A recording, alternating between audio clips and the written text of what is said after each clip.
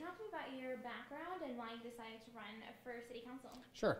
Well, I got very involved in local community building when I was with the Rising Professionals here in town, and from there I ended up getting appointed to the El Paso County Planning Commission.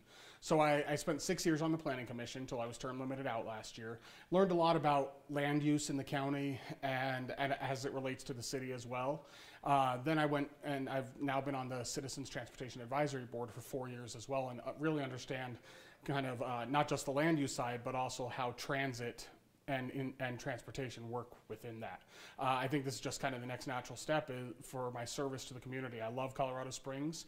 I want to see it be even better than it already is, and we're kind of amazing already. And that's why I decided to run for city council. So what did you learn working for the county? What sort of issues do you think you would bring to the table and kind of help resolve? Well, in the county, we saw a lot of development coming out there because it was cheaper to build in the county. The dirt outside of the city is cheaper than the dirt inside the city, and that sprawl is really putting some major pressure on our infrastructure and our ability to maintain that infrastructure, both within the city and outside of the city. So.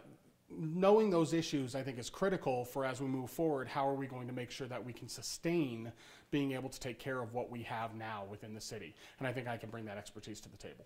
Do you think that would also help attract new businesses with, more secure infrastructure? Always. That's what they're looking for. They don't want to move to a place where everything's falling apart. So I was a supporter of 2C to fix our roads, and then 2A to fix our stormwater infrastructure. I think we're moving in the right direction. It's freed up some money also to put into public safety, which has been languishing for a number of years. And I want to keep pushing forward on those initiatives so that we make sure that we're using that money properly, using the taxpayers' money properly, and accomplishing what we promised them that we would do.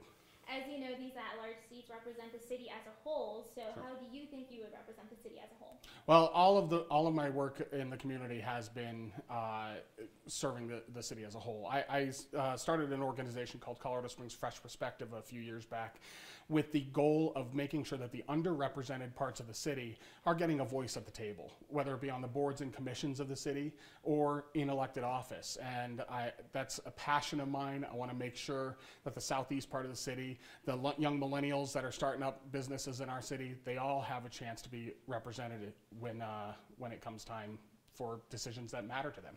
Looking at city council now, what would you do differently? I would definitely make sure we're paying a little more attention to what the citizens themselves want. This city belongs to its residents, belongs to its citizens. It doesn't belong to the elected officials. I have a passion for serving the people who have not actually had their voices heard, and I really want to pay attention to that. Right? We've seen it with some of the bike lane issues. Research Parkway, they made a decision that really put the community up in arms, and they had to reverse that decision after a few months.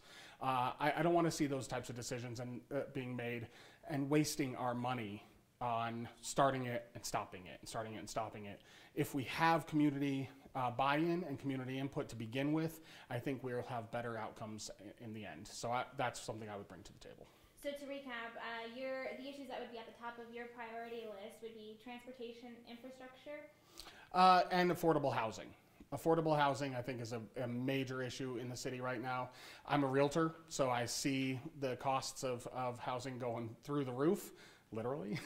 And I think we can work with some home builders to actually incentivize bringing smaller homes and multi-unit homes, apartments and condos to the city that really can make it more affordable for younger families especially to move here and raise their families.